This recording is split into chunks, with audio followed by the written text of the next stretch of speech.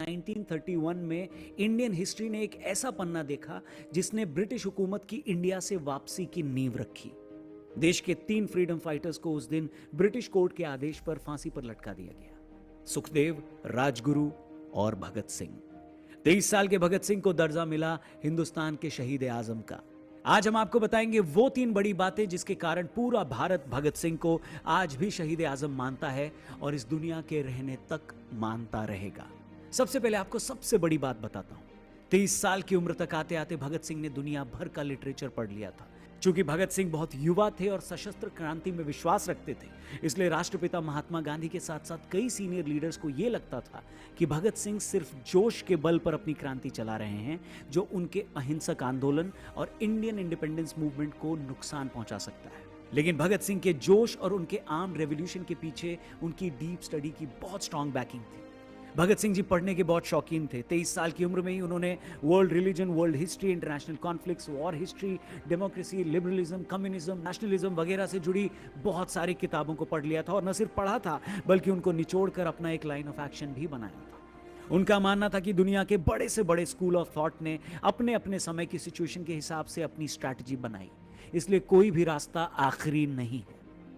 उनकी स्टडी ने उन्हें सिखाया कि उस समय की सिचुएशन के हिसाब से उन्हें कितने परसेंट लाला लाजपत राय बनना है, कितने परसेंट गांधी बनना है, कितने परसेंट शिवाजी बनना है और कितने परसेंट लेनिन बनना है। जब उन्हें फांसी के तख्त के लिए बुलाया गया तब भी वो किताब ही पढ़ रहे थे। पढ़ने की उनकी इस आदत ने उन्हें भारत के वीर क्रांतिकारियों के बीच भी एक अलग स्थान दिलवाया।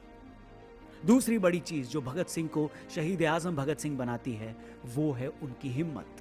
भगत सिंह को उनके क्रांतिकारी साथी एक लीडर फिगर की तरह देखते थे। एक लीडर के लिए उसकी हिम्मत सबसे मजबूत हथियार होती है, क्योंकि उसकी हिम्मत को देखकर उसके पीछे खड़ी पूरी फौज मोटिवेट होती है।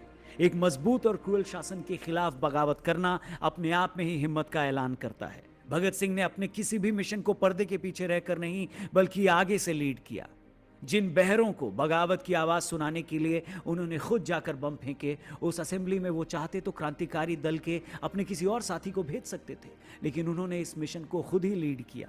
साहस का कोई भी ऐसा माइलस्टोन नहीं था जो भगत सिंह ने न छुआ हो। डॉक्यूमेंट्स बताते हैं कि फांसी की सजा सुनाए जाने और फांसी होने के बीच उनका वजन कई किलो बढ़ गया था, जबकि मेडिकल साइंस ये कहता है कि ऐसी सिचुएशन में कोई भी कैदी इतने स्ट्रेस और डिप्रेशन में आ जाता है कि उसका वजन तेजी से गिरने लगता है। उनकी वीरता और उनके साहस की कई कहानियां उनके फेलो फ्रीडम फाइटर्स ने लिखी और सुनाई हैं। और अब आपको बताते हैं भगत सिंह की तीसरी सबसे बड़ी क्वालिटी, और वो क्वालिटी है उनका डिटर्मिनेशन यानी दृढ़ निश्चय। जिस जलियांवाला बाग हत्याकांड को देखकर क्रांतिकारी ऊधम सिंह जी ने यह प्रण लिया था कि वो इस मैसेकर के लिए जिम्मेदार लोगों को मारकर ही इसका बदला लेंगे, उसी जलियांवाला बाग की कहानी ने भगत सिंह को अंदर तक हिला दिया और उनके अंदर क्रांति का पहला बीज डाला। उस समय 12 साल के रहे भगत सिंह ने अंग्रेजों के खिलाफ जो दृढ़ निश्चय अपने अंदर भरा, वो उनके अंदर 23 मार्च 1931 तक रहा। भगत सिंह ने अपनी पूरी जिंदगी में कुछ भी किया वो उसी डिटर्मिनेशन को पूरा करने के रास्ते में किया।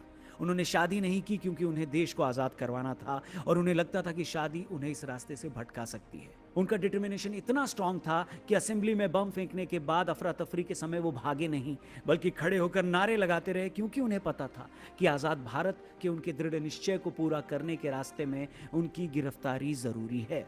उन्हें पता था कि देश को जगाने के लिए भगत सिंह को शहादत देकर मौत की नींद सोना पड़ेगा और उन्होंने ऐसा ही किया।